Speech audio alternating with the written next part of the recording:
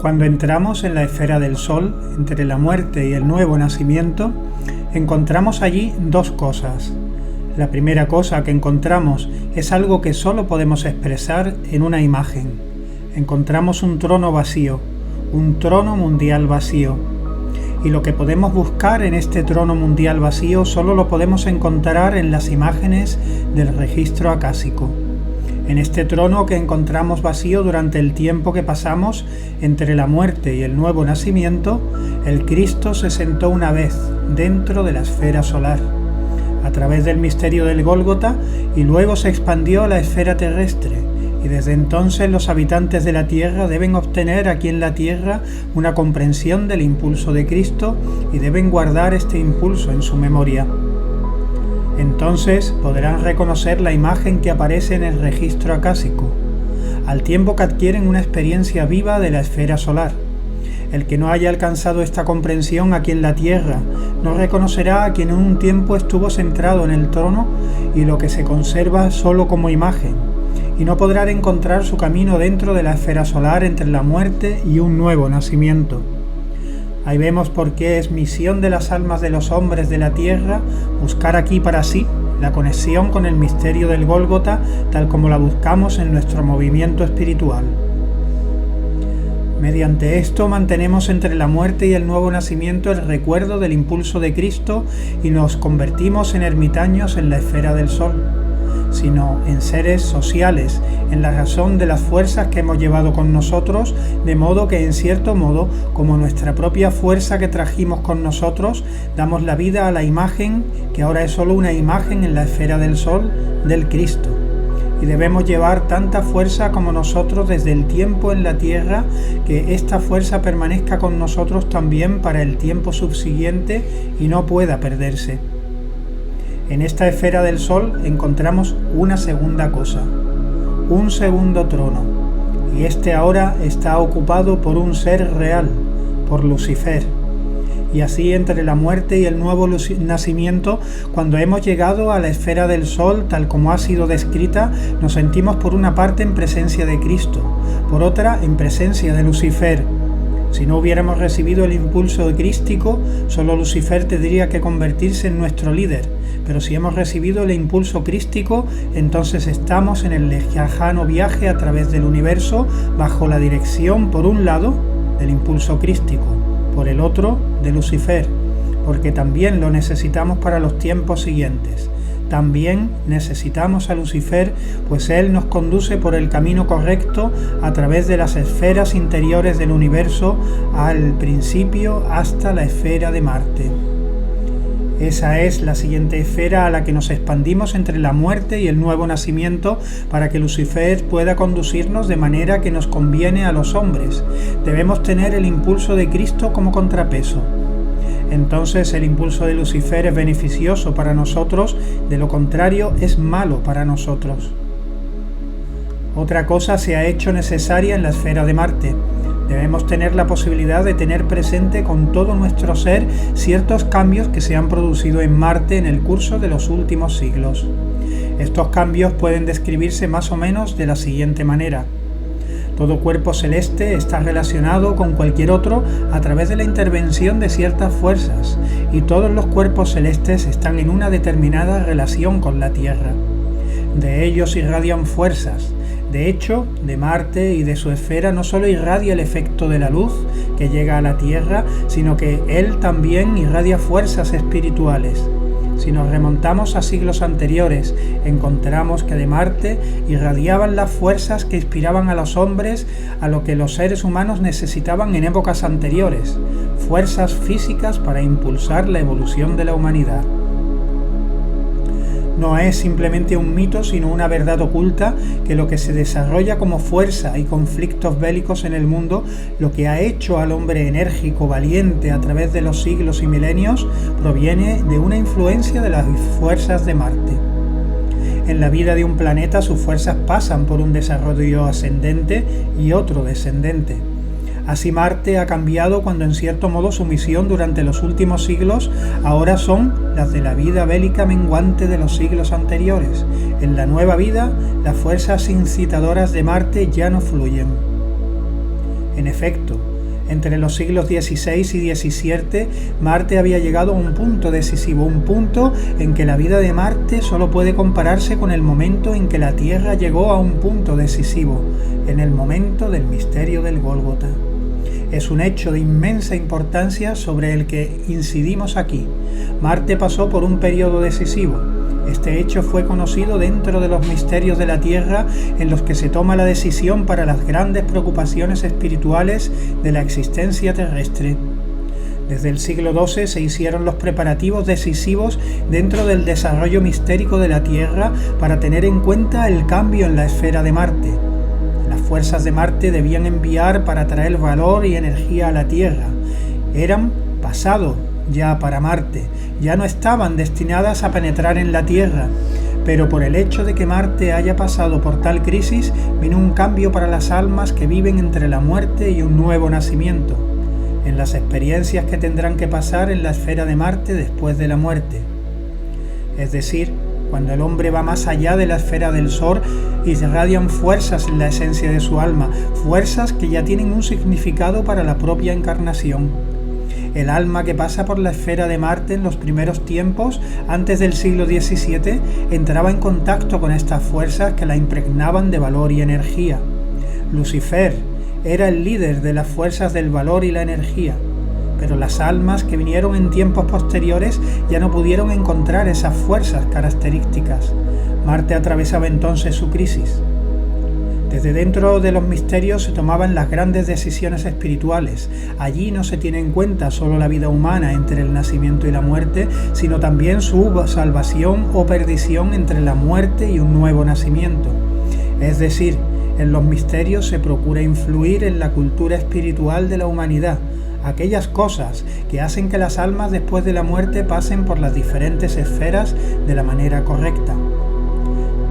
Si queremos comprender el significado de los acontecimientos en la esfera de Marte, debemos de considerar lo siguiente.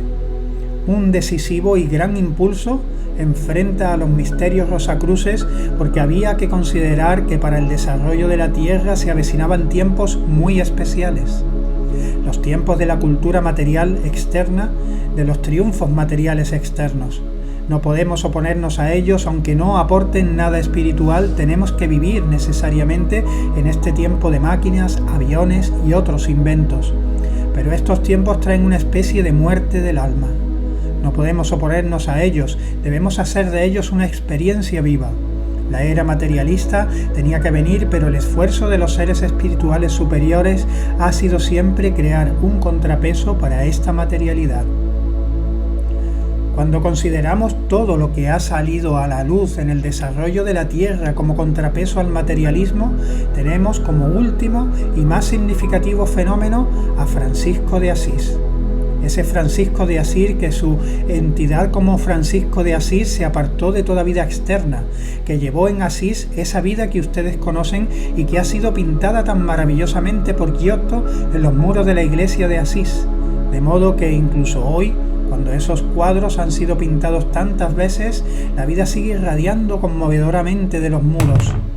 Y aunque ese lugar también ha pasado por un desarrollo que tiene al materialismo, tendremos que decir, la región en torno a la ciudad de Asís sigue estando impregnada de la atmósfera espiritual de Francisco, esa atmósfera que ha asimilado los elementos de una vida ajena al mundo, pero en íntima relación con el alma, no solo con el alma humana, sino con el alma de la naturaleza. En el ciclo El hombre a la luz del ocultismo, la teosofía y la filosofía, se puede leer ese maravilloso poema en el que Francisco de Asís vertió lo que sentía hacia el alma de la naturaleza y de los seres de la naturaleza. Se puede decir que ningún poeta ha encontrado acentos más bellos y quizás solo Goethe ha vuelto a reencontrar acentos tan bellos sobre la vida de la naturaleza. ¿Cuál es la causa de todo esto? La causa de todo esto es el hecho de que Francisco de Asís, en su encarnación anterior, en el siglo VII y VIII, en una escuela de misterios cerca del Mar Negro, fue alumno de una individualidad que ya no estaba encarnada en un cuerpo físico. Este es un asunto digno de mención. Francisco de Asís, en su encarnación inmediatamente anterior, había vivido en esta escuela de misterios y con otros discípulos fue discípulo de un ser que entonces solo actuaba en el cuerpo espiritual entre los alumnos, incluido Francisco de Asís. Y este no era otro que el Buda, que sabemos que se encarnó por última vez como Buda Gaudama. Sin embargo, continuó estando activo en el cuerpo espiritual. Sabemos que como ser espiritual estuvo presente en el nacimiento del niño Jesús del Evangelio de San Lucas y siguió estando activo en la escuela en la que vivió Francisco de Asís en su anterior encarnación. Allí, este asimiló los impulsos de su vida tan íntimamente asociada al alma, de esa vida que debía alejar a los hombres de todo lo que se extendía por la tierra, que debía alejarlos de la vida puramente materialista, y todo esto permaneció en Francisco de Asís. Vemos consecuencias de esto en la encarnación de Francisco de Asís. No podía suceder en la tierra en la época que tenía la misión materialista. Muchas almas se unieron a una comunidad de Francisco de Asís. No podían hacerlo quienes tenían que progresar en el tiempo, así que en cierto modo se creó un conflicto. No podía ocurrir porque por un lado no hubiera una cultura exterior material y por otro discípulos que de Francisco de Asís, aunque Francisco de Asís es grande y poderoso, por un lado sin embargo, por otro las reglas que dio no podían ser utilizadas para los tiempos posteriores. ¿Cómo se pudo realizar? ¿Qué tuvo que pasar en la tierra?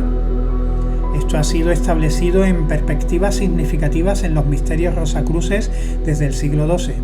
Allí se decía: el ser humano tendrá que trabajar en el cuerpo terrenal, tendrá que adquirir una experiencia viva de manera externa de la existencia material entre el nacimiento y la muerte, y tendrá que acompañar a los triunfos de esa existencia terrenal. Pero para cada alma que se acostumbra, que intima con la existencia material, debe crear la posibilidad de tener, con parte de su naturaleza, una comprensión para la experiencia interior de que hay en las enseñanzas de Francisco de Asís. Precisamente esto constituye la esencia del progreso de las almas en la tierra, que estas almas deben desarrollar cada vez más, por así decirlo, dos naturalezas. Cuanto más se adentren en el futuro, que nosotros, con los órganos de nuestra alma, seamos capaces de agarrar los impulsos de la existencia en la tierra para familiarizarnos con ellos, pero que seamos capaces de desarrollar en nosotros mismos momentos y horas en los que podamos entregarnos a la soledad y a la vida del alma misma.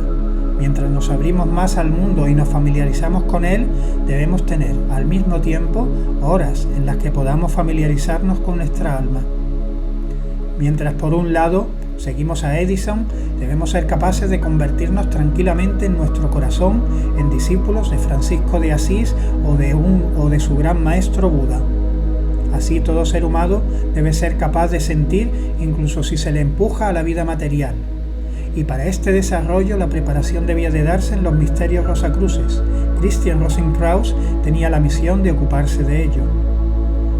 ¿Cómo puede producirse todo esto? Solo mediante el hecho de que en un cierto periodo de la vida entre la muerte y un nuevo nacimiento puede ser utilizado por el alma de una manera muy definida. Se decían en los misterios rosacruces: Marte, por así decirlo, pierde su antigua tarea, démosle una nueva.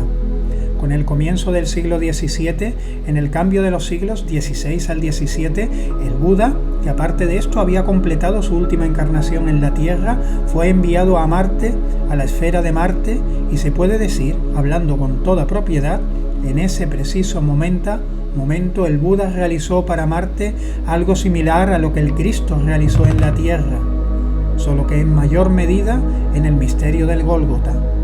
Lo que siempre había emanado de Marte y que formaba parte de su esencia, eso mismo transformó Buda con su sacrificio. Transformó toda la naturaleza y la esencia de Marte. Para Marte, el Buda se convirtió en el gran Redentor. Fue un sacrificio para él. Solo hay que recordar cómo el Buda se levantó hasta exponer la doctrina de dar el mensaje de la paz universal, de la existencia armoniosa. Entonces fue trasladado a esa esfera planetaria de la que procede la fuerza de la agresividad. Él, el príncipe de la paz, se crucificó, por así decirlo, aunque no a través del misterio del Gólgota. De esta manera algo más es traído a la esfera de Marte.